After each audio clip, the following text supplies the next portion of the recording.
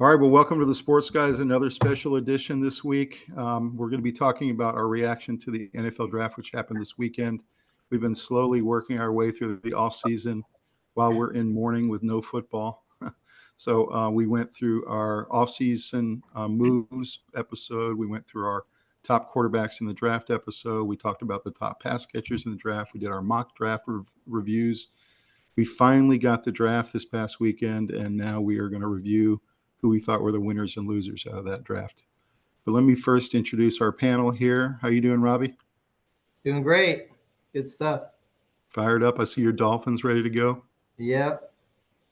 I want to also introduce Zach Thompson. Zach is one of our fans of the podcast, one of our first guys that started interacting with us on a regular basis, giving us really good suggestions of topics we can do. And he's been a good fan and also a friend of mine.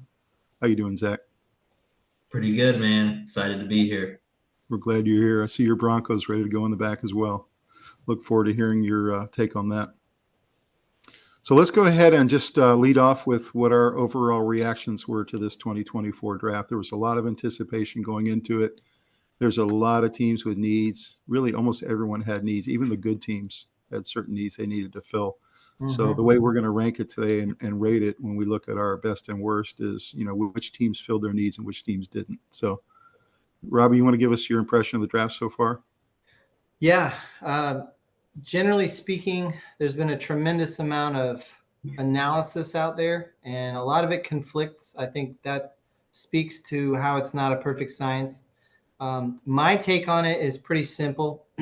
It's one of the deepest drafts I can remember in terms of most positions represented. Not all positions were heavy, but an incredible amount of wide receivers, quarterbacks, linemen, etc. But my take really was when I went back and I relived the draft, going back over the lists and who did what, I realized nobody had a terrible draft. Because even when people made what I think are mistakes at different levels in the early part of the draft, they recovered later and stuff. So they ended up getting needed positions. And since it's such a deep draft, they were fortunate because they were getting good players that are probably going to make the team and or start. So my overall take, it could be hyperbole giving somebody a C or a D. I think normally that would probably be a B in some other drafts. So that just puts it in context how I see this, where we're nitpicking a little bit. But I do think there were a number of mistakes made and head scratchers. And so therefore, those people didn't do as well in the draft. But I still think they got those players. And there were a number of times I think teams would have been better off trading down and getting more picks because there were so many good players in this draft. But that's personal take. And I think it was interesting if those who are watched our mock draft analysis episode, we went into a lot about how teams should trade down. They should want to trade down. I think in this case, they did want to trade down. I think they found a lot of teams were not willing to do it this time because they saw the Panthers last year. They saw what the 49ers did in previous drafts with Trey Lance. They saw even the Broncos, what they did with Russell Wilson. People didn't want to make that mistake again. They don't want to give up the draft capital. So I think a lot of teams wanted to trade down in a lot of spots and weren't able to and ended up sitting there on the clock with 3 minutes left, and you have to make your pick, So that's just my take on it. I definitely think there's something to that. However, I have heard that there are executives on several teams who said, remember back that at the 3 pick, New England said, it'll take a king's ransom to have us move off this pick. But that everyone kind of knew that was a strategy to try and get people to make big offers. Apparently, at least 3 teams made huge offers, almost unprecedented, and they still didn't move off it. So I think really it ended up being a bluff. They weren't trying to get off that pick. They wanted to take that pick for some reason. So I think the 2 most surprising to me were the number 3 pick, the Patriots. I cannot believe they didn't trade down. I'm sure they got some big offers. And also the Cardinals at 4. I think those 2 teams could have really used more draft capital below. I think the Cardinals were sold on Harrison, and I don't know why the Patriots didn't move down. They could have easily gotten a good quarterback down at 8, 9, 10. I I think they don't think. decided it didn't matter what was offered; they were going to stay there. So Yeah, I don't. But I agree with Rob. I don't think you can pass on Marvin Harrison Jr. there. I really don't think you yeah. can. I think whether Kyler Murray's your guy or not, I mean Marvin Harrison Jr. He's just a solid guy there. I mean yep. he's one of the top wide receivers we've probably seen in the past 5 years come through the draft. So Mhm. Yeah, and he's a 10-year starter, and he's a potential Pro Bowler and maybe even a Hall of Famer. So you're right. There's no doubt.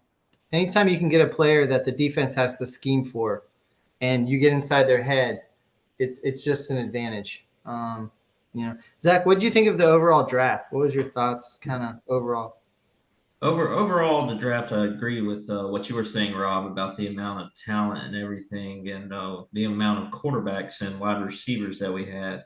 And just reflecting on the draft, I think we've seen some head scratchers, like you said, which we'll get into later.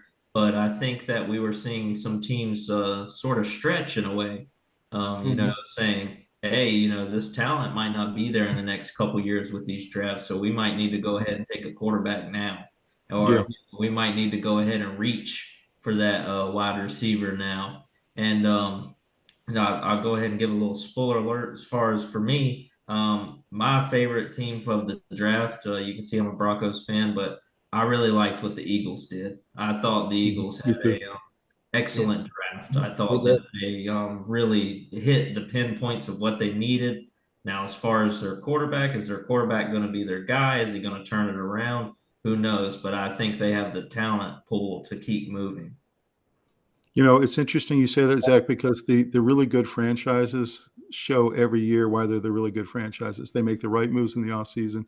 They make the right draft picks. You look at Eagles drafted 11 guys, and 9 of them are probably bona fide starters. So it's like, the rich get richer. And Kansas City had a great draft. They had an A-minus draft. So the teams that are really solid and have great front offices are there for a reason, right? Yeah, I They mean, I think speak. Yeah. I'm Go ahead. sorry. I think Kansas City. I mean, they probably have the fastest wide receiver core in the league now. I mean, you have Hollywood Brown, and then you add a guy like Xavier in there. I mean, those guys. I mean, they've totally made up for Tyreek Hill being gone, and it's like they don't even miss him anymore. They're not skipping a beat now. So I Yeah. mean, they've really made up for that. Well, and think about it. They didn't have either of those guys, and they won the Super Bowl last year. So, Exactly. like, how are you, and you guys, the Broncos, how's anybody in the West going to compete with these guys? It's tough. Rob, you were trying Well, to say something? I think Andy Reid is entering Don Shula territory. There was Yeah. a funny saying by Bum Phillips, the old coach from the Oilers, who said in a colorful way with his Southern drawl, he said, Don Shula is such a good coach. He can take his'n and beat urine, or he can take urine and beat his'n. Meaning he could take his team and beat your team, or your team and beat his team. And Yeah. I think Andy Reid is finding ways to win Super Bowls with defense, cornerback play that's off the chart. Chris Jones coming out of nowhere and just harassing. He can win different ways. It's not the Rookie same. wide receivers. Yeah, it's not Yeah. the same formula that keeps winning. It's this year we're going to win with our tight end. Next year we're going to win with corners. Nobody thinks about this, but the Kansas City Chiefs, they completed passes to 10 different receivers in that game. So they're just one of these offenses that are so hard to stop. Mm-hmm. Yeah, but But I Zach's right. agree. All the speed that they added this year, wow. Yeah. It's gonna be And Zach, amazing. I think you nailed it with the Philadelphia draft. There are some teams that are specialists in taking a really hard look at internally at their team and just unemotionally determining where they need to get better. And Yeah. other teams are like, yeah, but we've committed to him. And all this. They don't do any of that. They're looking at how can we get better. And then they're really good also on the other hand of finding value at different levels of the draft.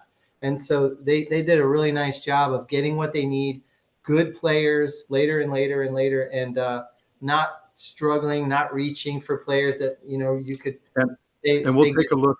more. And we'll take a look later at what the Eagles' needs were and what their draft ended up being in more detail. But if you think about it, the Eagles looked at themselves, like you said, critically, and what were they missing from last year? DBs. I mean, they could not stop anybody. They were the 30th ranked defense in the backfield. And Yeah. so their first two picks this year, they took the best DB in the draft, in Quinyon Mitchell, and then they took maybe the second best DB in the draft in the second round in Cooper DeJean.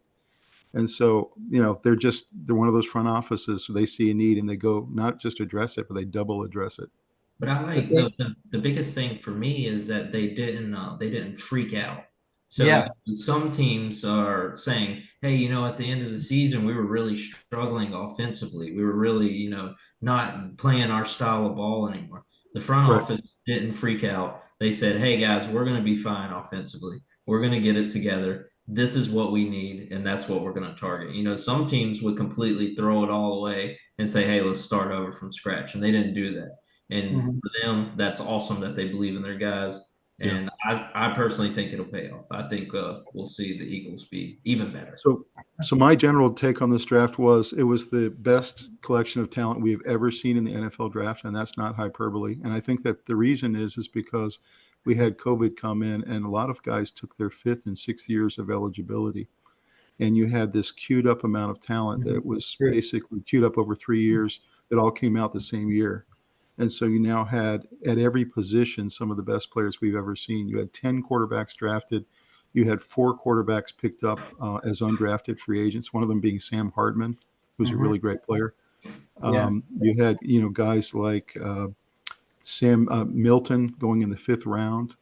Yeah. So you have it was just amazing, the talent. The wide receivers, you could pick up really great receivers in the 4th round, as we saw. Seventh round. There were Tony wide Franklin. receivers in the 7th round that were good. Yes. Yeah. So that was my take, is that this was just a target-rich environment. You almost couldn't miss if you were a GM.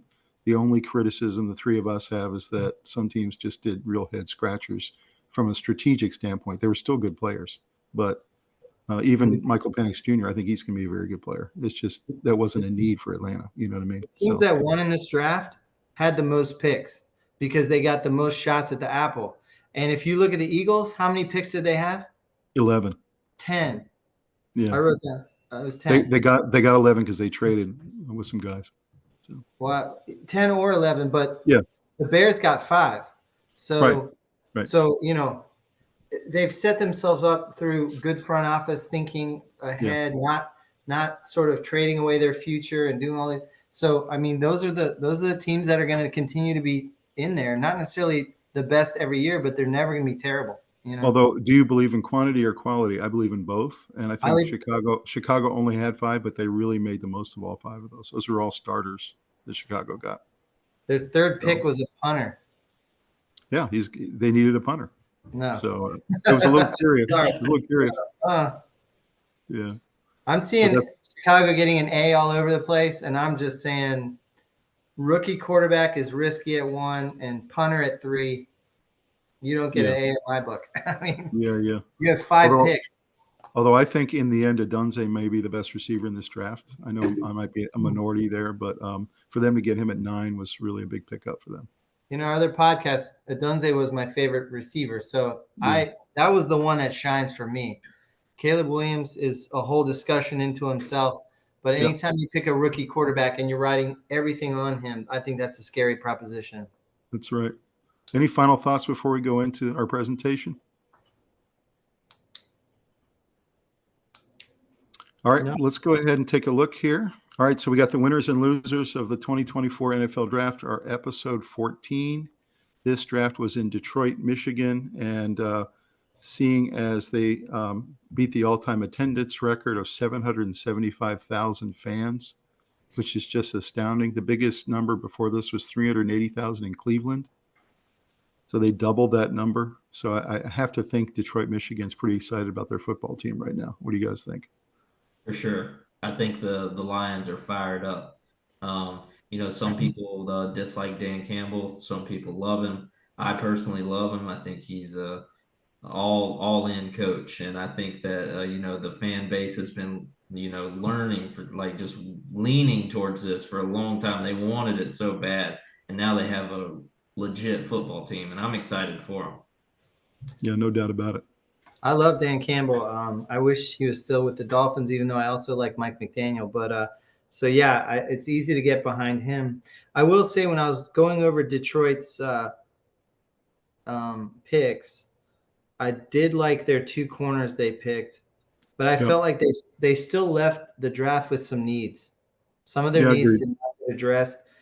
Even though they were fantastic last year, I think they're a deep team. They can steamroll you running the ball. Tom, you know how I feel about building offensive line and the defensive lines. They've been doing Yep. that for years. They should have come away with a defensive tackle, defensive end, edge rusher, Yep. and they came up short there. So that was unfortunate, but they're really close to being an elite team that really has a shot at Super Bowl every year now. Yeah, they really do. I mean, you look at some of the picks they did get. I mean, they got Terrion Arnold. Some people liked him as the best DB in this draft. Yeah, They got another, pick. and they got another DB, so they have extra depth, and that is Ennis Rakestraw, who they think is going to be one of the best at guarding the slot. He's going to be the slot corner. And they got a really good running back from Utah that kind of was under the radar. They got him, I think it was in the 5th round. That was Sion Vaki. Apparently, he's kind of a bullying power back. So I don't know. I really like Detroit. I'm not. I wouldn't want to play them in the playoffs. I'll tell you that. Oh no, they were pretty stacked. When you look at their list of needs, though, they came away without an edge rusher, without a defensive tackle, a wide receiver, or a safety. And which is why you won't see them. And that's why you won't see them in our top 6 draft grades coming up here. I will mention Dan Campbell. I really like him too. So I agree with you there, Zach. I will say, though, he worries me sometimes with some of the decisions he makes in critical moments. Some of the 4th down calls he makes. I mean, it just was totally unnecessary, some of those calls that he made in the playoffs. But I think Detroit fans will take that. You know, you get that kind of gunslinger mentality. We're going to go for it. We're going to try to win. I think with that type of attitude, you're going to have sometimes head-scratching decisions. So you just have to live with it. Yeah, they want to be relevant, and he's making them relevant. So that's no doubt about it. He's done a great job. Another interesting fact from the draft, of course, was Michael Penix Jr. This was the biggest head-scratcher of the whole thing. You had the Falcons give Kirk Cousins a 4-year deal worth up to $180 million. It looked like they had tied themselves to Cousins for 4 years. And the Atlanta Falcons fans are trying to argue that they're going to put Penix on the Packers method, or they're going to try to do the Jordan Love plan and let him sit for 2 or 3 seasons. I just don't see that happening. I think what they've done with Cousins now, they set him up to be the least popular guy in Atlanta. Every time he doesn't win a game, they're going to be screaming from the stands that they want Michael Penix Jr. in there. So I just think it was a little bit of a self-inflicted wound. They didn't need to do it. You know, you could go get a veteran as your backup, let Cousins start for a year or 2, and then go pick your guy, you know, maybe in 2026. What are you guys' thoughts? I think I'm with you on the Kirk Cousins being maybe one of the most hated people in Atlanta right now, but I don't want to get away from the fact that Kirk Cousins is not a winning quarterback. He has won 1 playoff game in his career. Right. Now that he's making $180 million, you know, people are saying that he's upset. Why would you be upset? I mean, you're getting a 4-year, $180 million deal.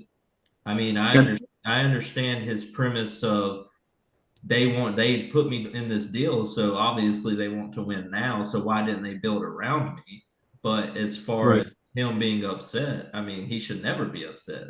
But you will say that what they really needed to select there was the linebacker or the edge rusher, right? That's what they really need. They're the 30th ranked defense last year. It just was very curious, you know. They had so many needs on defense. No amount of watching pundits argue that this was a good move can convince me that the value of getting a future starting quarterback that you hope 3 years from now plays, you're going to start his 5-year clock. So he's going to be 2 years into it. He's 24 years old. And you desperately need to build up every single element of your defense. Every line of your defense needs stars. There's no way that building for the future should come in front of, in this draft where there's quarterbacks all the way to the 6th round, picking just one that's slightly better is such it's malpractice. You know. I saw a good take last night, and I think it's right. I think that if they could reverse the clock 2 or 3 months, they probably wouldn't do the Kirk Cousins deal. They would hold off If they Yeah. knew they could get Michael Penix Jr. at number 8, then they probably would hold off, not give him the 100 million guaranteed, the 180 million commit to him for 4 years. But Hold off and go ahead and get Penix, and then maybe get a veteran or something for a bridge year. But you can't go back now. You've done this deal, and you're committed to Cousins for, I would say, at least a year or two. at the same time, you wonder what's going on in the background. I mean, we assume that Kirk Cousins is okay and he's good to play, but Right. do we really know what's going on? And No. everyone that's saying the Packers method, I disagree with that, because let's not forget that Jordan Love was like a 26 pick. He wasn't a number Right. 8 pick.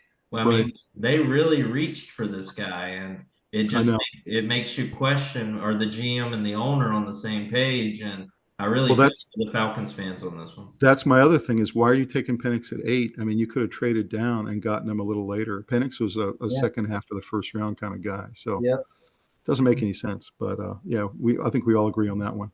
Number 2, we got defensive players were ignored. So the first player selected was at number 14, and only 8 of the 32 picks were defensive in the first round. And in the total 7 rounds, only 31% of the picks were defensive. So you're looking at a draft where it's pretty clear that the league wants offense, offense, offense. It wants points. It wants passing game. It wants excitement. It wants the ratings to go up.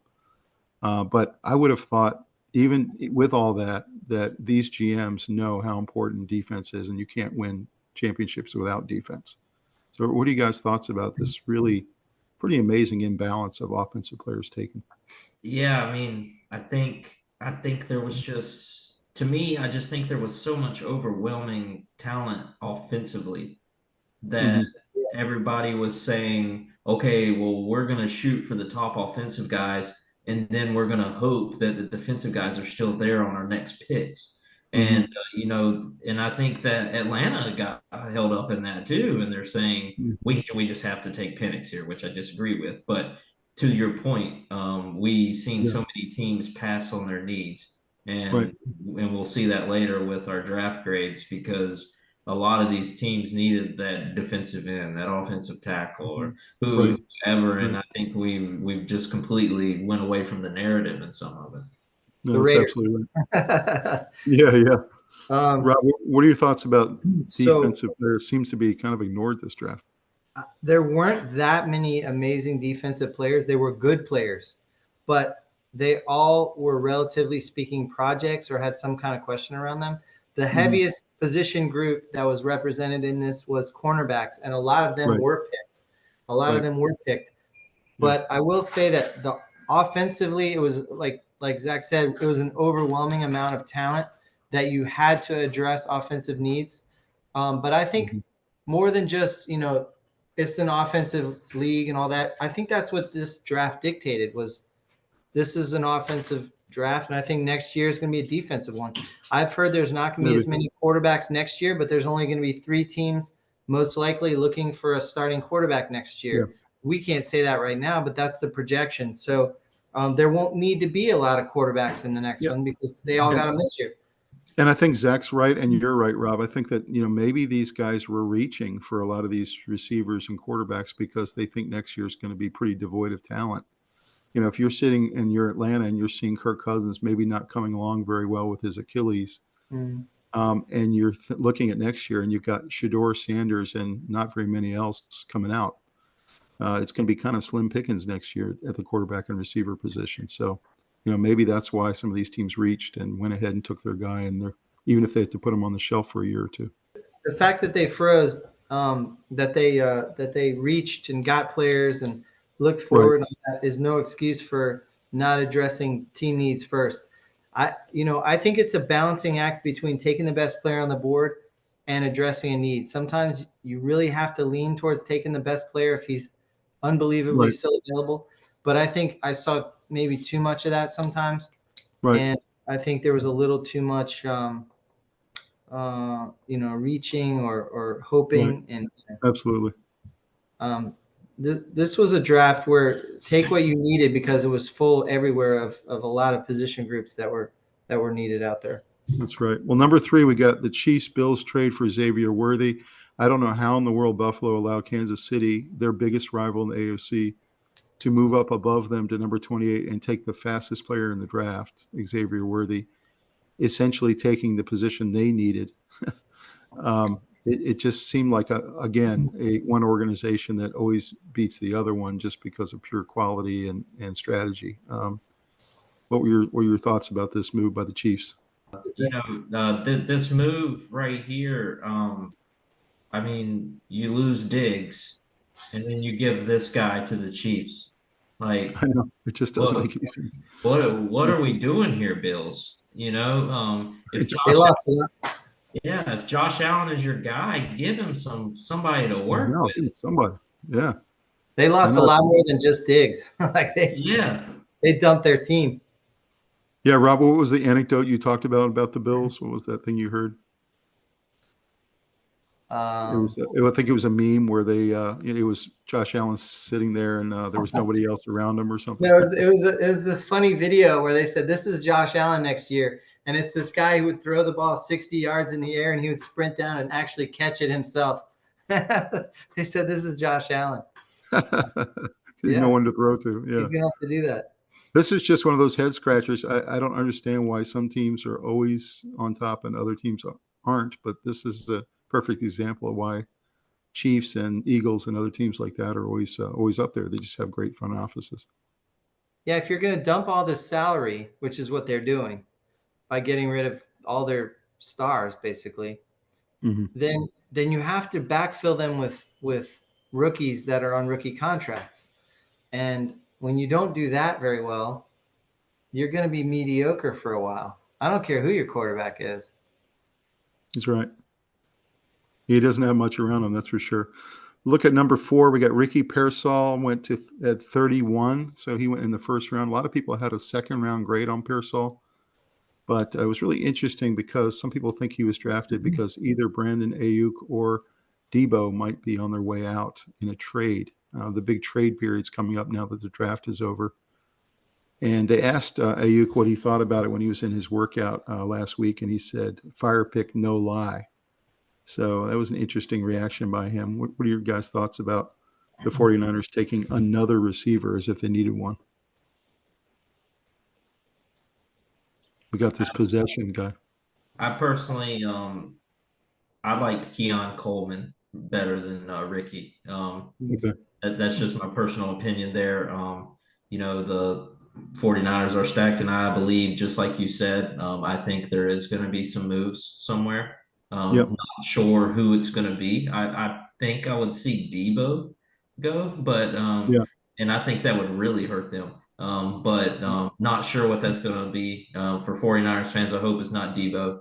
But I have a gut feeling they're going to trade Debo and they're going to franchise tag Brandon Ayuk and try to work out a deal during the season, and that Pearsall is going to be in the rotation. That's just my gut feeling on it. What are your thoughts, Robbie? I think they had some defensive needs that were priority, but I still kind of like the pick.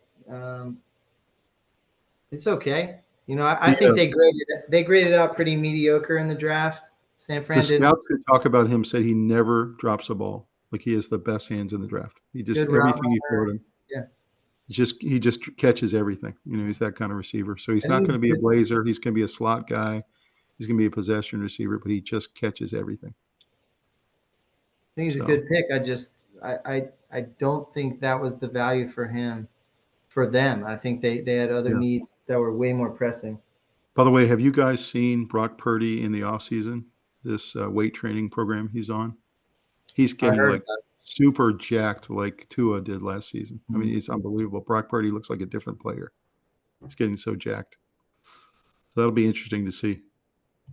It was cool. The other day I watched a video of him watching his draft and seeing himself picked as Mr. Irrelevant. Humbling. It was such a humble setting with his little family on this little couch in a little living room. It was not the fanfare of going to whatever city it was in. No, that's true. And it was pretty cool to watch him come from that far down.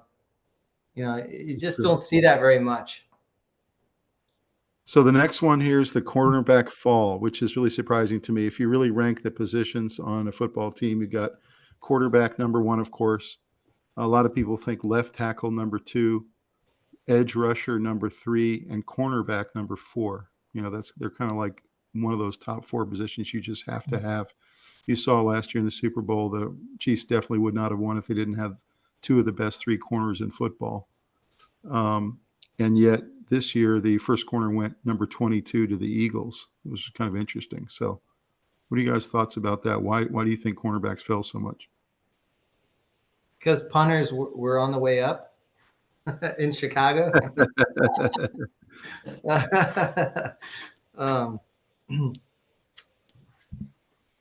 think it was a good cornerback group, pretty deep, but not necessarily stars that teams had to have, playmakers that were off the chart. I don't know.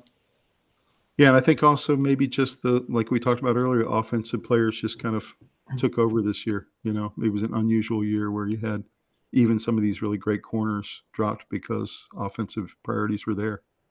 Yeah. Yeah, and I think just going to keep piggybacking on my best draft, I thought, and I think the Eagles took advantage of that completely. Yeah, they did, because they ended up getting 2 corners in a row that addressed their need. That's for sure. Mm-hmm. All right, let's take a look at the next slide here. We got a steals of the draft. These are the 8 guys that I picked. I started with telling Rob earlier in the week that let's pick 3 each. And I kept researching it every day, I kept adding a guy, even added a guy last night. But anyway, these are the guys I have. And you would think it'd be unusual that I'd put Jaden Daniels as a steal of the draft at number 2. But the only reason I did was I think he's this year's C.J. Stroud. I think in the end, he's going to have a better career and be better than Caleb Williams. That's just my personal opinion. So I put him as a steal of the draft at number 2. Roma Dunze, I think, is the biggest steal of the draft. And I might have even taken him over Harrison. I'm not sure, but I really believe he is going to be one heck of a player. He reminds me of DK Metcalf, but faster.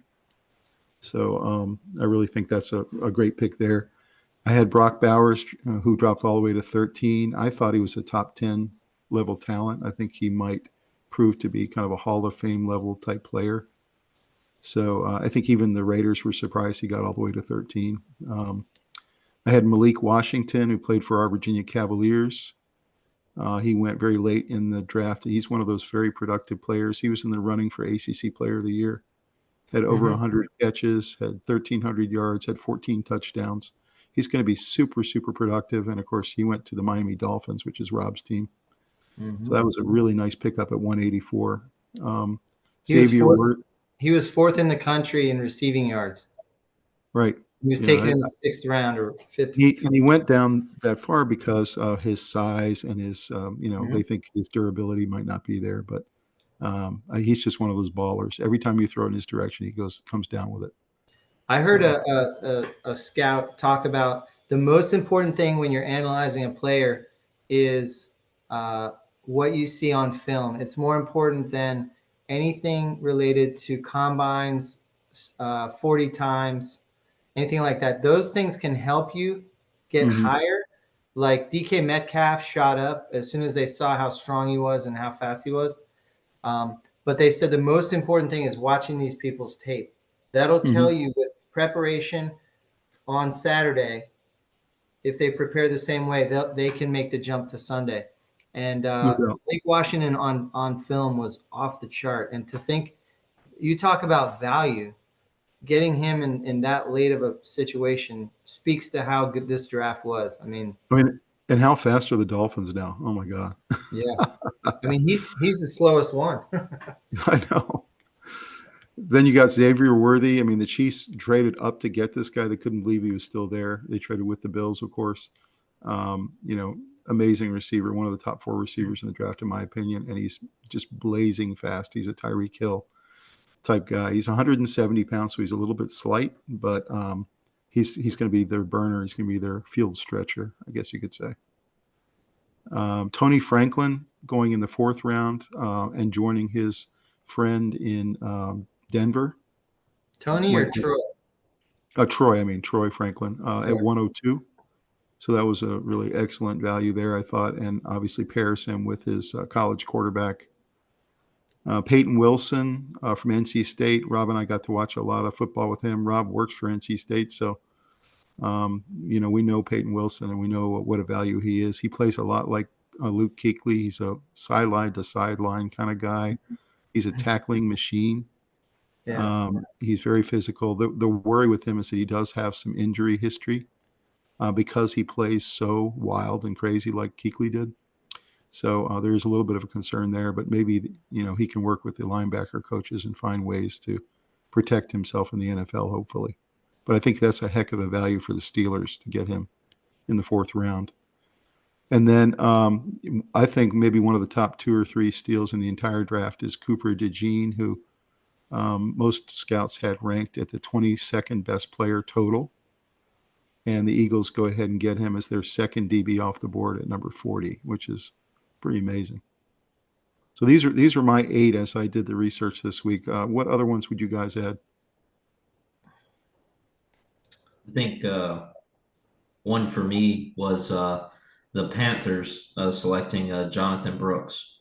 I thought that was a very big pick at the running back spot for them. Like I was mentioning to Thomas earlier, I think if the Panthers don't get him there, then Dallas may pick him up at I think they had pick 53. Right. But Dallas decided not to go with the running back. But I thought that was the best running back in the draft, in my opinion. And I think they got him at great value at pick 46. No question. He's going to be the centerpiece of their offense. For sure. Robbie, did you have any that you thought of? Just looking over my notes a little bit. I think Sanat to Washington was pretty good. That was a really, really good one. Nice pick, 53rd pick. Gives them a weapon. Me personally, I think the most important pick in this draft was Brock Bowers. And I think that he went to the wrong team. So it's confusing. He's going to a team that can use him. He's going to add a lot of value. But I think that they already had a nice mayor coming along, and it just didn't make sense. And on the other hand, a tight end seems to be this crucial piece that really pushes a team over the top to get into the Super Bowl and possibly win it. If you look at the last 20 winners, pretty much almost all of them have had a superior tight end option. And a lot of the teams that were runner-ups, second teams, had also the same kind of option. And then you look, I said this in another podcast, but if you look at what happened to the Ravens when their star weapon, Andrews, was trying to come back and was still hurting, they weren't the same team. So I think the tight end position is extremely underrated because when you look at who becomes champion, it's a team with an all-star tight end. And there are very few of them in the NFL. And when you have one that's most likely a can't miss, you have to take it. You have to take him because he was the best player there, and they had missed on Michael Penix, who they really wanted. They had already – apparently their GM said they had already filled out the card for Michael Penix Jr. at 13. So they were just stunned, and they had a couple picks to decide what they were going to do, and he was the best player available. I will agree with you that it was very confusing because they chose Michael Mayer last year in the 1st round, the tight end from Notre Dame. They took him as a 1st-round tight end. So now they've got 2 1st-round tight ends on the same roster, which doesn't make a lot of sense. But what are your thoughts? The nice thing is Brock Bowers can be used in a bunch of ways. He can carry the ball. He can go he can do sweeps. You can get creative with him, but I think there would be other teams that would benefit more from him than the team that he went to. So no doubt about it. Yeah. Zach, what are your thoughts about the Brock Bowers pickup?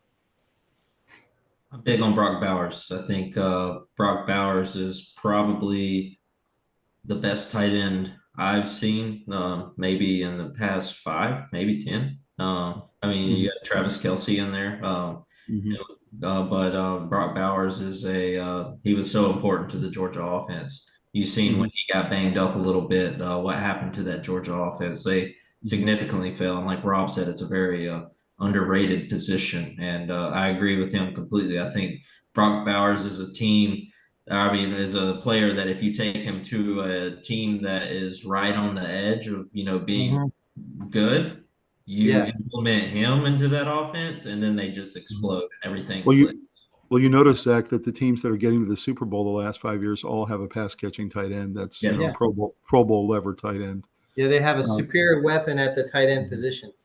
And yeah. if you have So a shot at that position, you fill that because they're really rare. They're unicorns. Yes. what's interesting about him is you have Michael Mayer, who plays just standard tight end positioning, but Brock Bowers, they bring him in motion. They can hand it off to him as a fullback. He can do Yeah. jet sweeps. He can play the slot like a slot receiver. So I see them moving him around a lot. I think he's going to be a really important weapon for them. He And they'll could probably be in two tight end sets quite often. They could easily do two tight end sets. But my Yeah. point is, a lot of times when you're analyzing players, you're not saying somebody's good or bad. What you're saying is oftentimes is their value match their pick level? Were they picked at the level of their value? And second, did they go to the team that needed them the most and Yeah. that they needed the most? That's right. That's And right. I would say that he did not go to the right team. But Yeah. Well, I like both of you guys' picks. I like Brooks and I like Sanat. I was actually going to put Sanat on here, but I didn't have enough room. So I'm glad you mentioned him. But I'm really happy he went to Washington. Washington let Logan Thomas go in the offseason and very much needed their pass catching yeah. tight end. So I'm excited about Sanat. He's going to be really good. So let's take a look at this is the CBS Sports headquarters snap draft grades. These came out right after the draft. I just wanted to take a look at a couple different lists. This is one of them. You can see this is Pete Prisco is the one who did this ranking for CBS Sports. So his best grades were he had Washington, our old team, Robbie, as an A plus and the only A plus team. And we'll talk some more about who their draft, what their draft looked like. But I agree with that. I think they were definitely one of the top three drafts in terms of grades. He had Kansas City in there. He had the Rams. He had the Steelers, and he had the Cardinals. What are you guys' thoughts about these five as his best grades? Well, number one, I think the Cardinals getting an A is just because they had 12 draft picks. Yeah. Right, right. With the like we've been talking about the whole podcast is Yeah, just the amount of talent when you have 12 draft picks. A team like the Cardinals, they had a lot of need in a lot of areas, and right. they were able to fill that. Now, I think the only thing that the Cardinals are still questioning is, do we have our franchise quarterback? Mm-hmm. I do not think they do.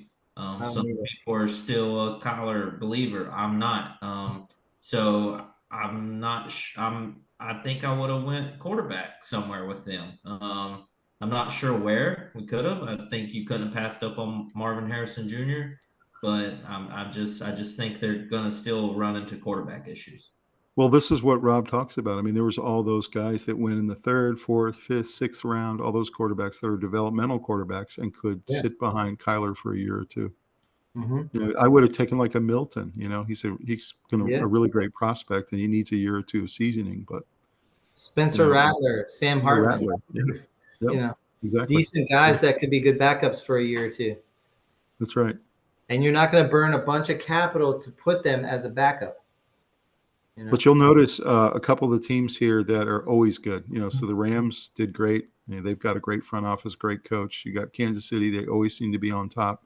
They win the Super Bowl, and then they get an A grade in the draft. And then, of course, the Steelers have always been a well-run organization with Mike Tomlin and their front office. So, Steelers crushed it. Yeah, they really did. I do believe Washington probably got the best draft. The reason I say that is when I took their needs, their stated needs, and I looked at what they drafted, they were the only team that addressed every single need. Right. In my opinion. And by the way, do you know who their new GM is this year? His name is Peters, and he was the assistant GM for the 49ers for the last 5 seasons. So it's almost like he learned under the best, right? Mm-hmm. He learned roster construction from literally the best roster. Mm-hmm. And so he comes in this year, and in his first draft as GM in his career, he hits an A plus.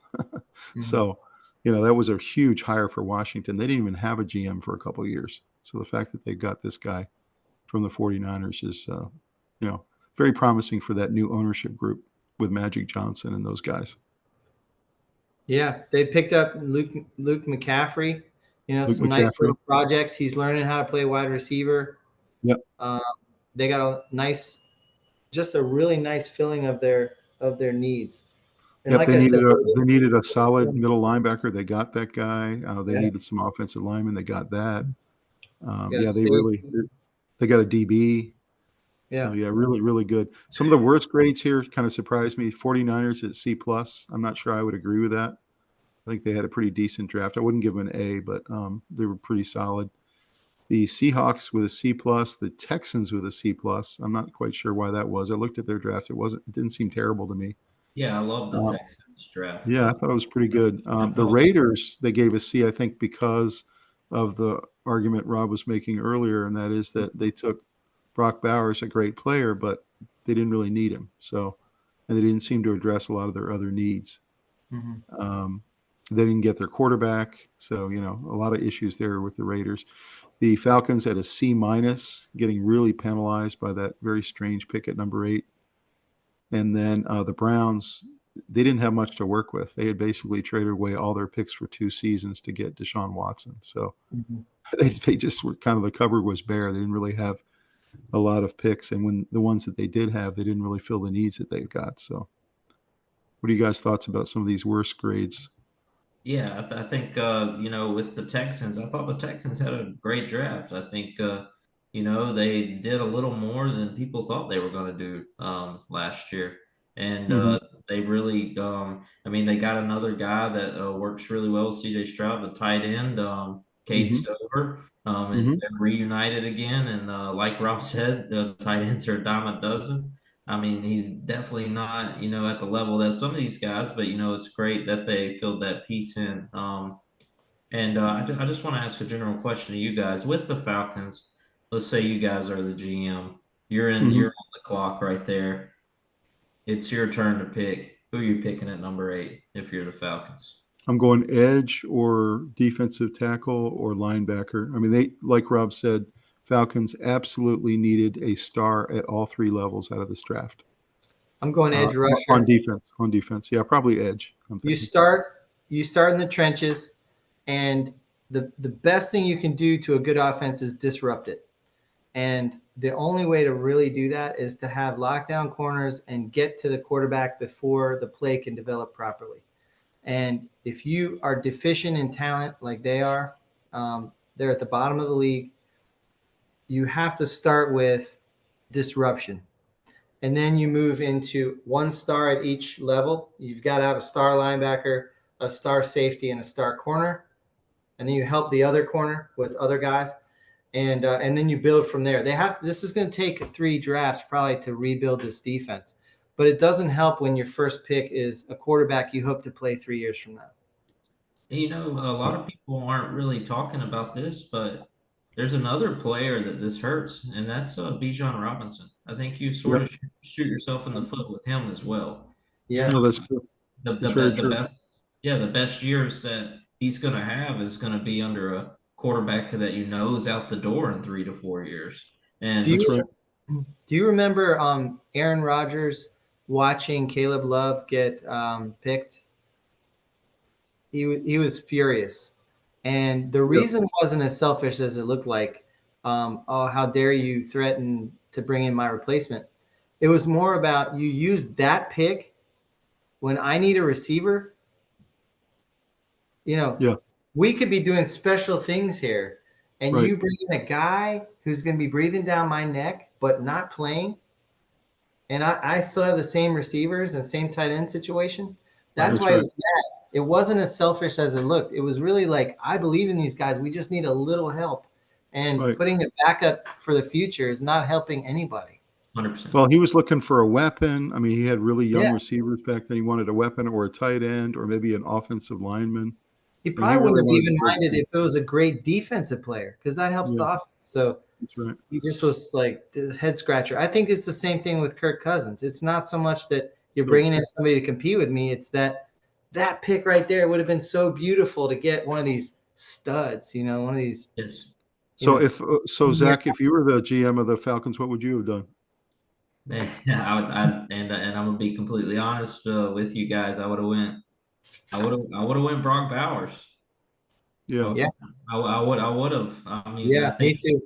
I mean, I think Brock Bowers would have been a much better pick than Michael Penix Jr. yeah, because that would fulfill a need. Yeah, I think the biggest thing was is that it was a panic pick in my mind. I think the Penix pick was a panic pick.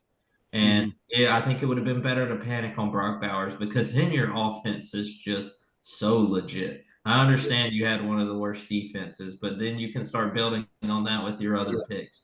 I don't disagree with you guys as far as the Although edge although rusher, the but Falcons already have a premier tight end, so maybe they were thinking that. I know that I think felt like the Raiders pick was also a Wait, panic pick, who right? did? Oh yeah, they Yeah, have Pitts. Kyle Pitts. Kyle Pitts, yeah. Yeah, yeah, and Sanu went to the Dolphins. Hmm. Yeah. Um, I don't mind that an offensive player got picked, and then they proceeded to pick a bunch of defensive players, but it wasn't somebody who can help you right now. So exactly. you're not going It's to pick just somebody who's going to help you right now and not fix your defense. it's That just head scratching. It's just head yeah, scratching. that's Let's right. go ahead and move on. I want to look at some of the other lists here. This was an amalgamation of 4 different draft grades all put together, and 3 of the 4 put the Chicago Bears at the top of this list, which I found very surprising, and I actually disagree with.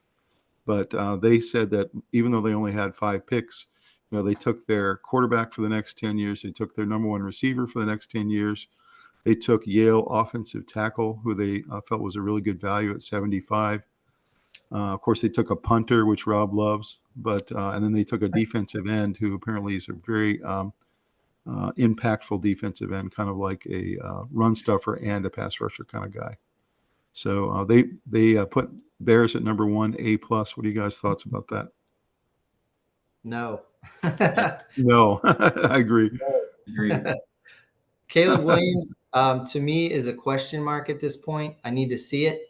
I know the potential is there, but a lot of what he did doesn't transfer to the NFL because it's so much scrambling, and he's going to get hurt if he tries all the same things. I Mhm. think he might have a little bit of head case going on, like a Cam Newton part 2. Right. Little odd character, so you might lose your locker room that way. Yeah. I don't like starting rookie I don't quarterback. like I don't like the father, the entourage, the no agent, the amount of swirl he's going to bring. I agree with the locker room stuff. I'm hoping he will become a leader, like they think he might be. But I agree with you. I think he's got real bust potential. I love Um, the Adunze pick. I mean, to yeah, me, that was a home run. But then it gets weird because you have 3 more picks and they're all really high up. They're early in the draft. And then you use one on a punter and you have 2 other picks. This is yeah. not a team that's loaded everywhere. Right. And yeah, they've Although been you trying will, to address the offensive line, but it's not where it needs to be. And they had so although many needs. I would have traded down and gotten picks. Like I would have there's done the same thing. I don't no, understand why they didn't trade down. I totally agree. I might Um, have traded down twice. I might have traded down 2 picks and gotten 4 or 5 out of it. you do have to admit, though, that the Chicago Bears offense is one of the best in the NFC now. You have to No, admit that. we don't with know with that yet. with Cole Kmet and with DJ Moore and with The Keenan wide Allen. receivers are nice, but if they haven't sufficiently addressed the offensive line and their quarterback is going to run into all kinds of problems because of scrambling that worked in college, you might have, a Vince Young situation. It doesn't translate. And then you Mhm. got a not very superior offensive line and weapons that take time to develop downfield. You're never going to see the advantage of that if And I you're mean, always he's 6 feet. He's a little bit undersized. So yeah, I have to see it too. I completely agree. going What to do you see think, it. Zach? I think the best way to compare this is let's sort of just try to compare it to the quarterback that came in last year that loved to Hmm. scramble, and Hmm. that's Anthony Richardson. Yep. Yep. Got hurt. How many games did he play last year? 4, Yeah. 4 So total. I Yep. mean, I think I'm with Rob. I was a firm believer. I told people I said I would be trading down some of these picks.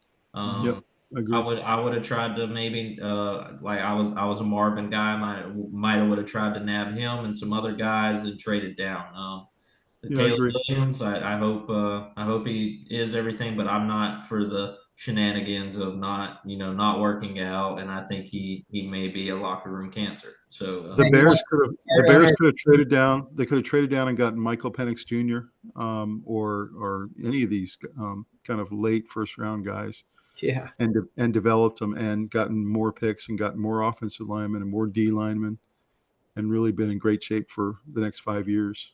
So we'll see. We'll see if That's his what combo the works. that's what the Texans have done over the last couple of years. Everyone thinks that they magically got good overnight. Those people haven't been watching their free agency moves and their drafting.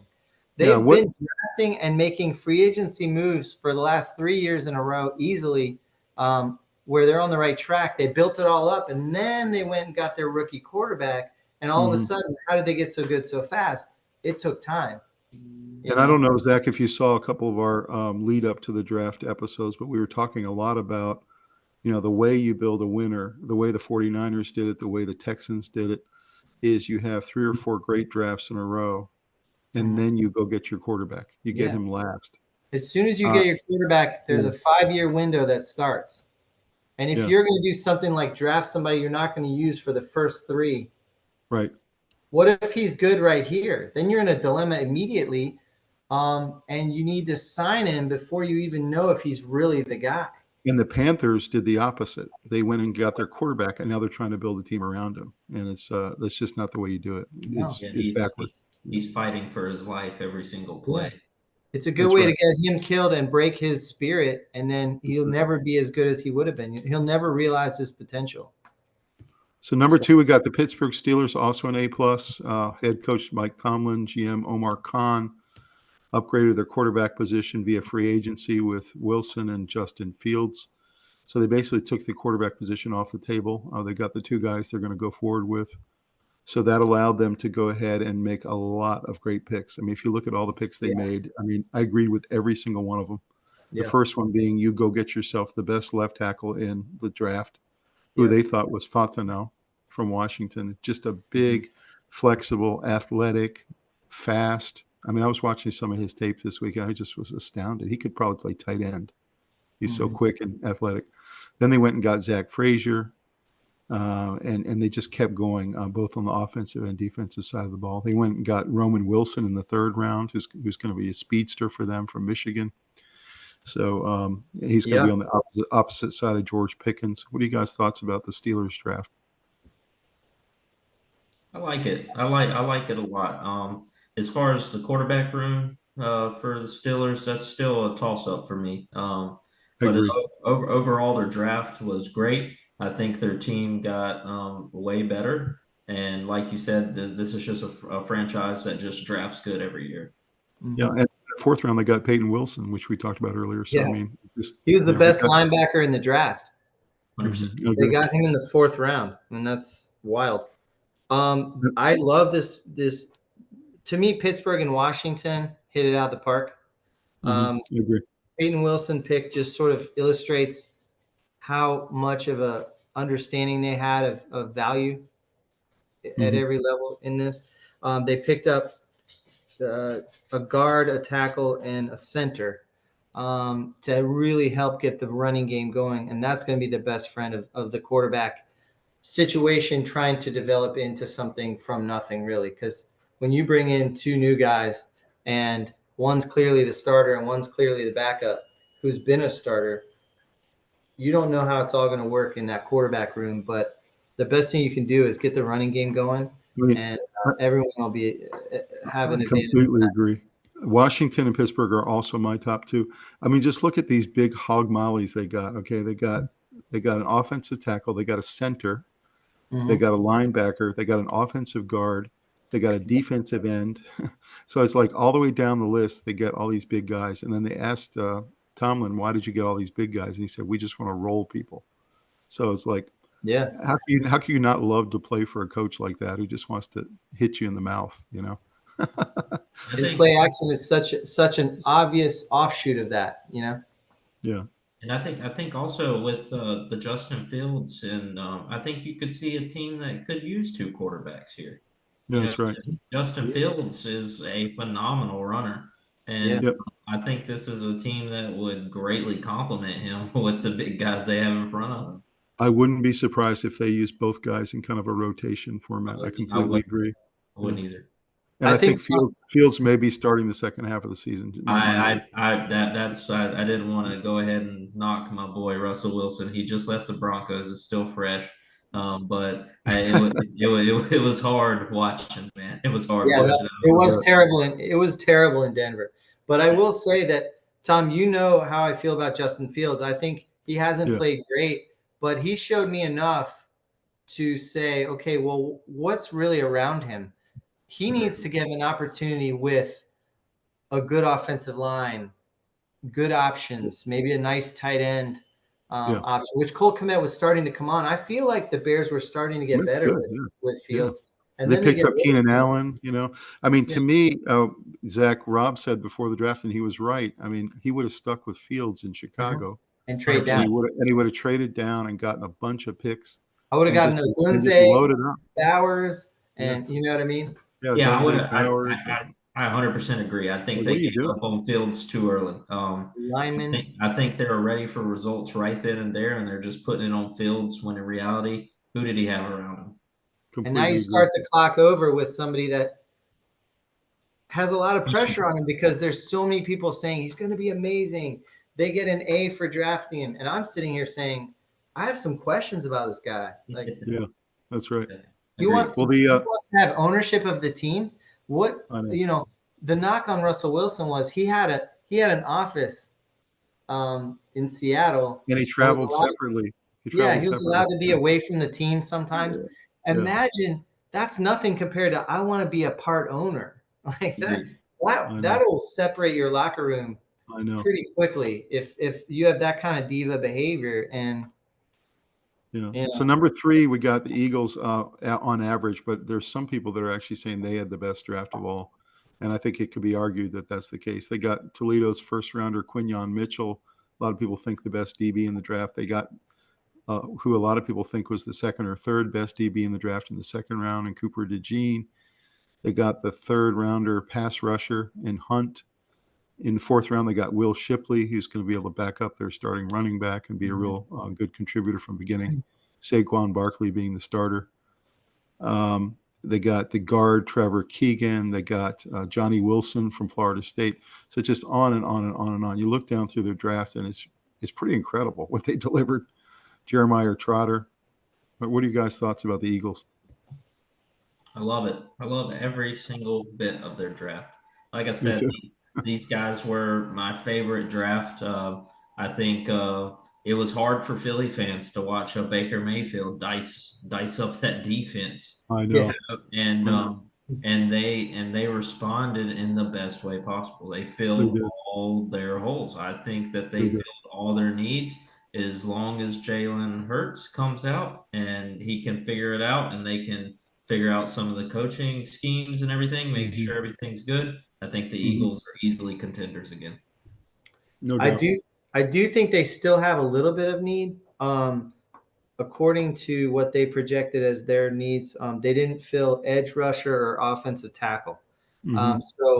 So I think they avoided having to do a rebuild by steering the ship in the right direction. They did a lot of incredible picks. They just loaded up with all this talent, which is fantastic. But I think they really needed all of it. Like they were having a lot of problem areas, and they had a lot of holes on defense. A lot retirements, and what's going to happen with Lane Johnson going forward. Kelsey retires. They not only from a salary cap standpoint, but a talent level standpoint on all levels. They had a lot of needs to address on defense. And then, I think offensive tackle is something they got to really be thinking about. Maybe they can wait a year, and hopefully they can get to a position to get one next year. Yeah. They significantly improved. They filled a lot of holes. they really improved. There's no doubt about it. They did. This is the kind of draft, don't you guys think, that Chicago could have had? Like, I look at this draft, and I'm like, this is what Chicago should have done by trading the first pick, keeping Justin Fields, trading the first pick, getting a bunch of picks, and then choosing 11 guys with this quality. And then all of a sudden, Chicago's on the map. Yeah. And I just feel like they missed that opportunity by going ahead and taking the glitzy guy that's going to sell the tickets and the jerseys, right? And the punter. And the punter. He loves that. You got 5 picks and you pick a punter. And a guy that might be a diva. I love it. And everyone's saying you're going to be playoffs and all this stuff. It's like, yeah. Well, number 4 was the Chargers. Of course, they take Joe Alt, the best tackle in the draft. And then the second round, they took Ladd McConkey. A lot of people had their eye on Ladd McConkey and wanted to try to move up and maybe possibly get him in the early second round. I know Panthers were one of those teams that liked him. And then, of course, they took linebacker. Then they took defensive line. They really loaded up in the trenches and got some of the other needs that they needed. And then in the 7th round, they go ahead and get Jerry Rice's son, Brendan Rice, which everyone has some curiosity there about whether he's going to be able to be a good player or not. What are you guys' thoughts about the Chargers?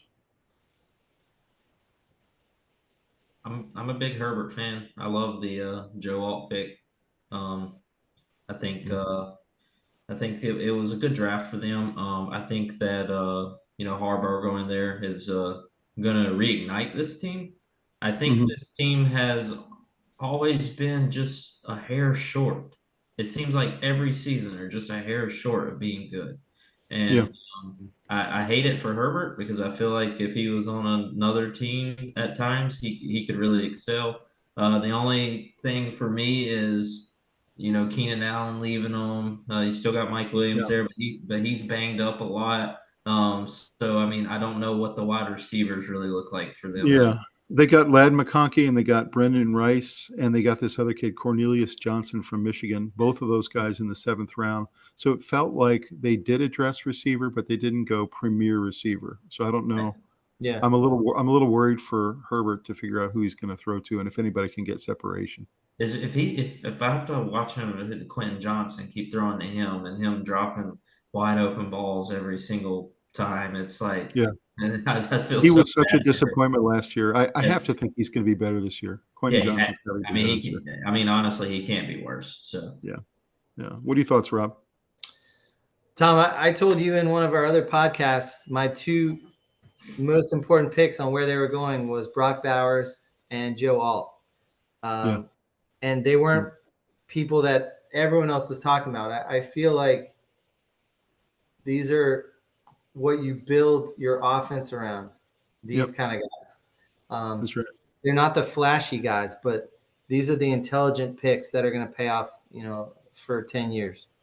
And so I think the Chargers did a nice job of using the value of that 1st round pick to get one of those, guys like Penny Sewell, kind of can't miss linemen that you protect you have your quarterback and you've paid him now. So you got to protect him.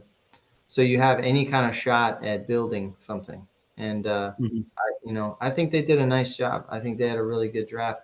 Not as flashy as some.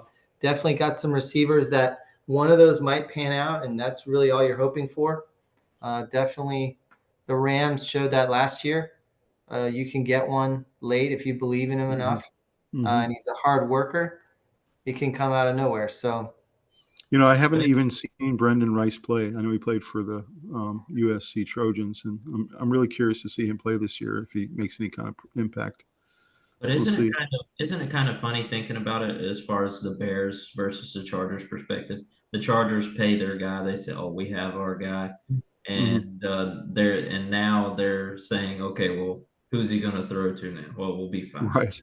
And so the opposite is going on in the Bears. They're like, "Well, we're done with Justin Fields." So to me, I feel like it's just it's funny to see 2 franchises do like. Yeah, and now the Bears have all the receivers. Correct. Yes. Yeah. It's gonna be interesting. So number 5, we got our Washington Commanders. That's our old team, the Redskins. We grew up with them, and there's no question they had one of the top 3 drafts in my mind with Jaden Daniels, who I thought from the very beginning was the best quarterback in the draft. He is kind of Lamar Jackson meets, Tom Brady or one of the pocket guys. He can actually do both. And he's really, really smart. He gets rid of the ball very quickly, which I like. He can read the defense. He goes 3 or 4 wide in terms of his reads. And then they just kept going, selecting the defensive tackle Johnny Newton, and they got their DB, and they got their running back, and they got Luke McCaffrey, and they just kept going down the line, making pick after pick. I felt similar to their draft like I did with Philadelphia. They really met and tried to draft all of their various needs that they had. What are your thoughts, guys, on this one? I like it. I like the Jaden Daniels pick. My only concern with him is when he was in college, he had some of the top wide receivers in the collegiate True. area for True. sure. Yep. But I don't think that he is going to have a problem adapting to pro play. I think he's the true package, and I personally like him better than Caleb Williams, like you said. Plus, if you look at the receivers Washington has, they're all pro level. For You sure. got Scary Terry, and you got Dotson. Yeah. You got a lot of good receivers. I think if Washington hit a home run with Jaden Daniels, they're going to be good for the next 5 to 10 years. For sure. Because they filled so many needs in their other positions that are completely dependent on good quarterback play, moving them forward and getting third downs to keep drives alive. Those are the important things that make you a playoff team. And another guy we didn't mention here, Robbie, you mentioned him earlier, Sanat. They got Sanat as well. So to me, Washington just really loaded up at every position. Yeah. So they had a lot of picks. It's interesting. In the East, you have Washington and Philadelphia that feel like they're on the rise. You have the Giants that are kind of struggling. And then you have Dallas that continues to make head-scratching moves and doesn't feel like they're really improving. So interesting. We'll see how Washington comes out this year with Mr. Jaden Daniels. Number 6, we got the Los Angeles Rams. This is the first time they drafted in 8 years in the first round, which I was astounded to find out that was the case. They've been trading their first-round picks for a long time. Of course, the last time they did it, they wanted to win a Super Bowl, so they went and got Stafford.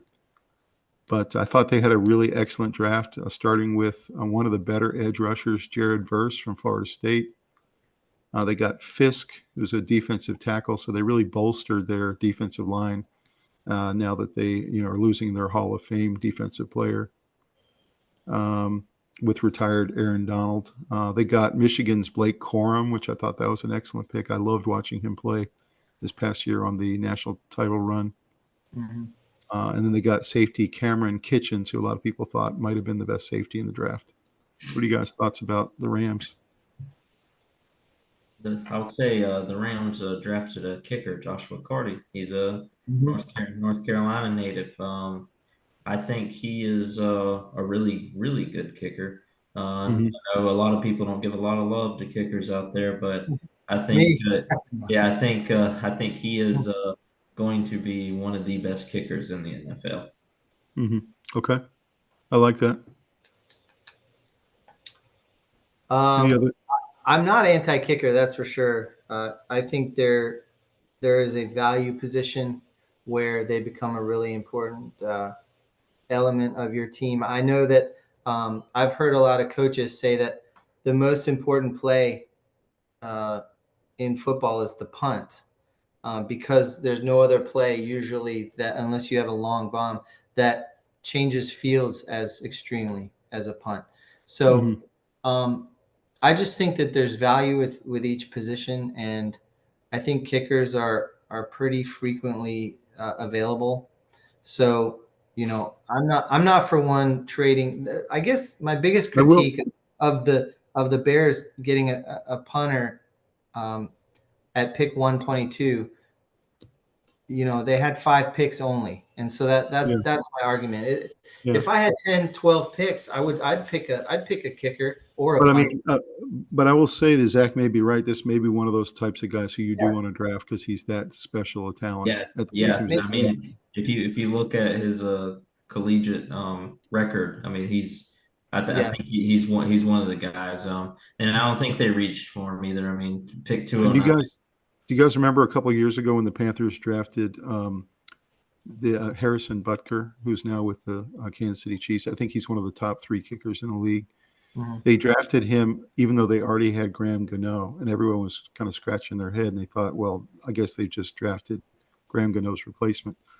They went into training camp, and Graham Gano won the job, and they ended up paying him, like, way overpaying him what he was really worth. I think it was like $8 million a year or something. And they let Harrison Butker go in waivers, and they had wasted a draft pick on him, and Kansas City picked him up, and of course he's got 3 Super Bowl rings now. So kickers can make a huge difference, especially in a league where most games come down to a field goal, right? No question. So I wish the Panthers had kept Harrison Butker, I guess, is the moral of the story. Let's look at some of our lower teams here, and then we'll go ahead and wrap this program up. So we got the Tennessee Titans at 30. And one of the reasons there's a lot of criticism of them is essentially they wanted Alt. They were sitting at 8, and the Chargers took Alt at 7. And so then they went ahead and picked Alabama's offensive tackle, J.C. Latham, who a lot of people had ranked as the number 2 guy. The problem is, and this is a big problem, I think, is that he's a right tackle for Alabama, and they needed a left tackle. And so there's a lot of concern that they didn't really get a guy who can protect Will Levis's blind side in Latham. Maybe he can switch over and be fine, but it could be an issue. I don't know. And then in addition, if you look at the rest of their picks in this draft, they really didn't meet and choose guys at the various skill position areas that they needed. So they really were ranked pretty low and got a D in this draft board. What are you guys' thoughts? I think the Titans are going to be very mediocre. I think it might be a full tank season. I don't foresee them doing much. I mean, Derrick Henry is left. Mm-hmm. We have, I mean, Will Levis, I like him. I'm a fan, but I just I think the Titans are going to be the Titans. They're just there. I mean, I don't see them making any headway. Why do you think they didn't take Brock Bowers? I mean, I think Brock Bowers would have been a great fit in Tennessee. Yeah, I think Brock Bowers there is because I mean once Alt goes away, I think Brock Bowers is a perfect pick there. Yeah. They really wanted a lineman. They got all these receivers now on that team. You got Hopkins and all these guys. They got a lot of really good receivers. They got Levis, and then it would have been perfect to have the security blanket in Brock Bowers. That would have been a good pick there, I think. So Tennessee pretty low in the rankings. We got Dallas at 31. Some draft pickers actually gave them like an A-. So there really is all over the board with what people thought of the Dallas draft. But this take here is pretty interesting. They said as an organization, they keep saying they're all in, and yet their first rounder is on tackle Tyler Guyton, which I actually don't mind that pick because they needed a left tackle to take over for Tyron Smith. But then they went for a bunch of guys that they didn't really need. Like they took a defensive end, they took a guard. What they needed was linebackers. They needed like 3 or 4 linebackers. They have the smallest linebacking core in the league, and they just got run all over last year. And then the other need they really needed was a running back, and they just didn't address it. It was really strange. For some reason, they feel like they got Zeke in free agency, and they think he's good enough as a starter.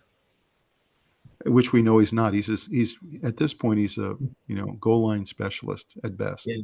Every year his production has fallen. So I pay him $2 million. He'd be my goal line specialist, but I still need my backup for Pollard. Pollard's no longer there. You got to have a guy who's an every down back. Yeah, I agree. What are you guys' thoughts about Dallas's draft? I still think Dallas is going to be a good football team. I just don't think that they necessarily super improved from the draft. I think they could have made some different moves, like you said. Mm-hmm. When I look at their needs, on my notes, the only need they didn't address was running back. But they left some pretty big holes on the offensive line. I'm not a big believer in Dak. So, I mean, there's still question marks there. They've mishandled his salary so badly. They're going to have to re-up and pay him again or start over. They're in a really bad position, I think. They have a good tight end, okay? Their tight end's been coming on. They have a number 1 receiver. They lost a receiver in the offseason. They lost their running back in the offseason. They clearly, if their defense got exposed the second half of the year, there's just no question about it. They could not stop anybody in the run. They were giving up 8 yards a carry. Yeah, they're And it getting was largely because their linebackers were so undersized compared to most teams that they were just getting blown off the ball. yeah. So they have some real issues. It'd be interesting. And also, of course, now they've lost their defensive coordinator to Washington as the new head coach. So it'll be interesting. See what they I can think come their up with. biggest problem is salary cap, to be honest. They Yeah. needed to address a lot of needs because you want rookie contracts. You know, I don't know. I think they're going to be very good and competitive, and they're going to be out again first round in the playoffs. Probably, yeah. I can see. While they have Dak and his salary, that's just how it's going to be. No doubt. Yeah, if they were going to get it done with Dak, it should have already been done, in my opinion. Yeah. I think he's already had the 2 years that he could have got it done, and it didn't happen. And what's Yeah. funny is he wants $60 million next year. He wants to go up. No, So- and it's. I think his time should be over. Yeah. So the worst ranked draft on everyone's boards was the Cleveland Browns, and of course they're still paying off their debt for the Watson trade, which decimated them for 2 or 3 years. You know, Watson can't stay on the field. He's really just a shell of himself for what he used to be in Houston. They did make a couple of picks that might be okay. They had a defensive tackle in the second round and a guard. But largely, most of the holes they had did not get filled in this draft, and it's because they simply just didn't have enough picks. What are you guys' thoughts about the Browns? Just think of mediocre team. I think I thought it was interesting to see Flacco come in there and make some noise. I, it's just one of those teams that it just seems like they're always so close to being good, and then it just I don't know how to explain it, but I have a love-hate relationship with the Browns. I hated when they got Watson. I didn't agree with it, and I think that's been the detriment of the past couple of years for them. No question. Although they were better last year because their defense is so darn good. Yes, And I think it'll be good again this year. I mean, they're just very solid defensively. But we'll see. We'll see if Watson can produce. He hasn't produced yet, and he's been given $250 million in guaranteed money. So, It was the worst contract that I've ever seen. Yeah, and really worst trade. I mean, they gave away 2 firsts, 2 seconds. I mean, you know, Yeah. for a guy who was coming off an injury and had been suspended for a year. And so one other team we'll mention here that I don't have on the slide, but I wanted to just quickly talk about the Atlanta Falcons. They've been rated a C, I think largely because of the Michael Penix Jr. pick, which is just maybe one of the biggest head scratchers anyone's seen in the last couple of drafts. But just looking at their list of picks, you know, pretty unremarkable. Of course, they went quarterback. They did get a linebacker. They got a defensive end. They got a running back from Alabama in McClellan. They got a wide receiver from Illinois. I didn't really think they needed a wide receiver. So didn't really address their defense very much. That was kind of head scratching. So what are your thoughts about the Falcons?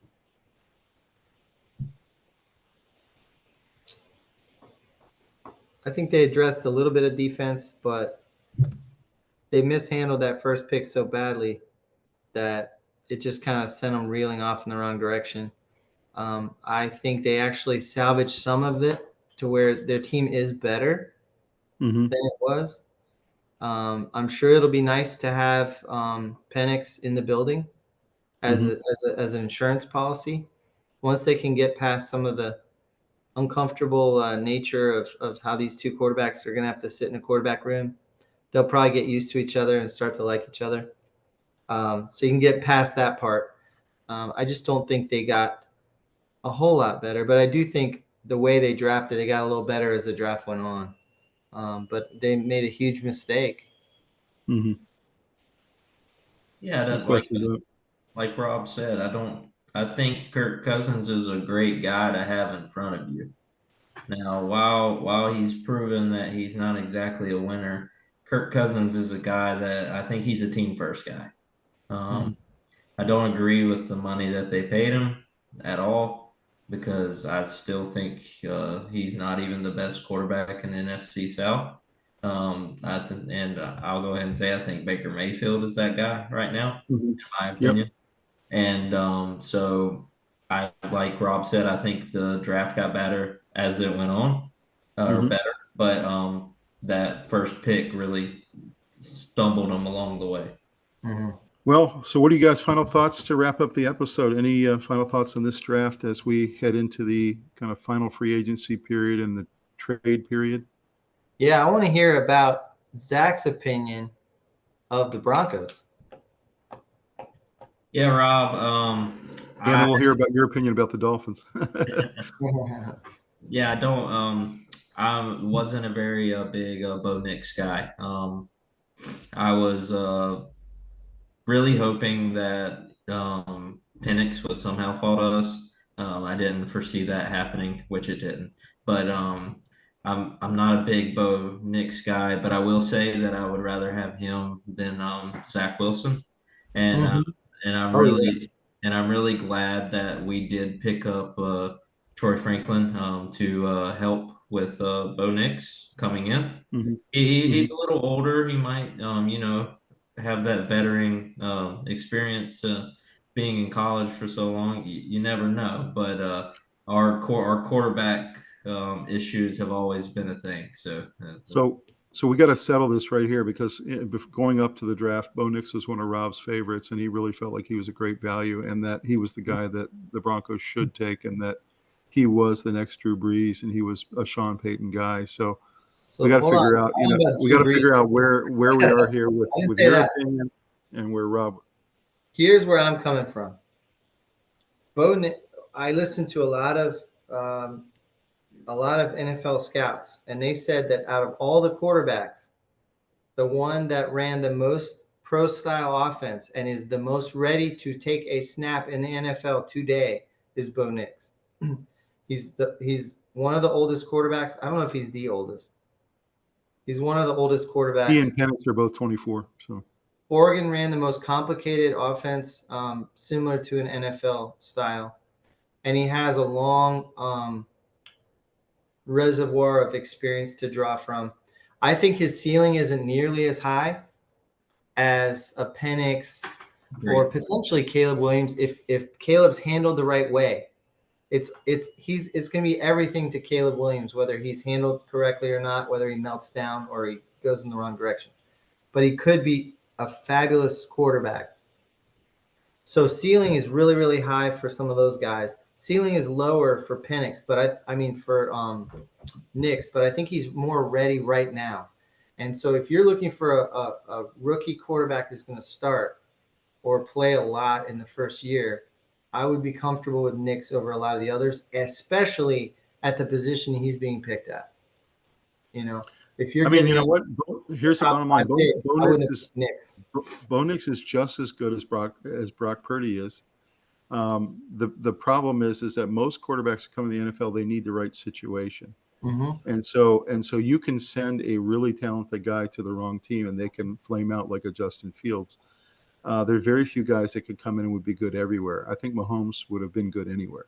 Mm-hmm. But Yeah. Bo Nix, very much, there was probably 5 or 6 teams total that Bo Nix could go to and be in the right situation. And I think the Broncos are one of those teams because he's going to have the right coach and the right offensive coordinator who are going to set up a system, pro-style offense that he's going to thrive in. He's going to have some good weapons. He's going to have a good running game. He has his guy, Franklin, and he has the right coach. So I think he's going to be fine. I'm not saying he's going to go Super Bowl, but he's going to be okay. He's going to be okay. He went to the Yeah, right situation.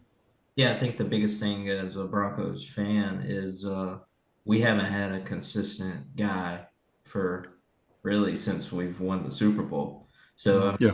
mean, it's always in and out, in and out. So you sort of get a bad taste left in your mouth. And I hope he is the guy. I'm looking for a franchise quarterback. I'm looking forward to watching the same guy play every year instead of somebody new coming in and take over the ropes. I hated the Wilson startup when he came. I severely hated that. And I think Justin Fields will win that position out with the Steelers. But I got faith in you, Rob. I'm hoping Bo Nix pans out. I'm not saying that I would pick him over any of those other guys. Oh, What yeah. I'm saying is I felt like he would fall to a position where his value was very much higher than what his pick was going to be. and he can help a team right now. I think he can be a steady force. Maybe you get another quarterback in a couple years and Nix becomes your backup and he's a nice steady presence. And then you build this two-headed monster where your quarterback room is all set for a long time. Do you know what's funny? Do you know what's funny, Zach? Have you seen the memes of Bo Nix and Zach Wilson right next to each other? They look kind of like teenagers. Yeah. Have you seen some of those? Yeah. Hilarious memes. It's so funny. They say we have the worst quarterback room in the NFL right now. Maybe. Yeah, we'll see. We'll see. All right, Rob, tell us about your thoughts about the Dolphins draft. Dolphins draft. When I analyze what their needs are versus what they got everything but defensive tackle and cornerback, and they've been addressing that through free agency. So I'm excited about that. They got speed at running back, which they did not even need, but they already have the two fastest running backs in the NFL. Wide receiver, they got playmakers deep in the draft, late, and they got some linemen. So I feel like they got a guard and a tackle, an edge rusher. So I feel like they kind of addressed some of the shortfalls that they ran into in the playoffs where they were running out of gas. It seemed like they would just panic and abandon the run, and they didn't have faith in their running game for some reason when we would run into these really nail-biting games. It's like Mike McDaniel lost his nerve. I almost feel like Mike McDaniel as a young coach needed to go through that. Yeah. So he could have a little better command when the pressure's on. I mean, their defense was their problem last year. I mean, they were run all over by the good teams. They just got bullied and pushed around. So Yeah. I felt like the Dolphins needed to go almost all defense this year. Well, to get better because their offense is so high, so explosive. Their defense actually in the playoffs generally came through. Their offense fell apart because Tua was just looking to throw to Tyreek on every play, and they abandoned all the other weapons they had. You had Waddle was playing injured half the time, so he didn't feel real comfortable trying to throw. Did you notice they did the same plan Baltimore did? Both of them didn't run the ball in the playoffs, which was so strange. They completely abandoned the run. Running teams. We have two podcasts on that about how they just unnecessarily abandoned the run, got one-dimensional, and Tua started getting beaten up back there, and it just was inexplicable. 49ers abandoned McCaffrey in the Super Bowl. I mean, what are they doing? Yeah. So my Panthers got a B+ ranking. I agree with it. I think you start out without a first-round pick, which was just stupid that they gave that away. But I think they made the most of their draft. They had, of course, Leggett. They got him first, or actually the last pick of the first round, but really the second round. He's going to be an excellent player, I think. I think he's really solid. I don't know if he'll be a number one, but he'll definitely be a number two type receiver. Of course, you mentioned Zach Jonathan Brooks. Really excited about him. He is coming off a ACL tear, which I'm a little worried about. So I don't know if he's going to be ready for day one of the season, but I think he'll be a really good, solid back for them for a couple of years. They got two linebackers, and that's a real need for them. They really needed to beef up on linebacker. They got Wallace from Kentucky, and they got Barrett from Michigan. So that was really solid to an already really good defense. They needed a pass-catching tight end. They got Sanders from Texas. I think he was one of the better tight ends, one of the top 3 or 4 tight ends. Yeah, I think he was top 3. They got a really solid DB, Washington State's Smith Wade. Apparently he was in the running for Defensive Player of the Year in that conference. And then they got a defensive end from Mississippi State. So to me, you go down through all of the needs they had, and they basically met them all. So I think B+ is about right for the Panthers. Yeah, I love the Wallace pick because, that just takes over Frankie Louvu leaving.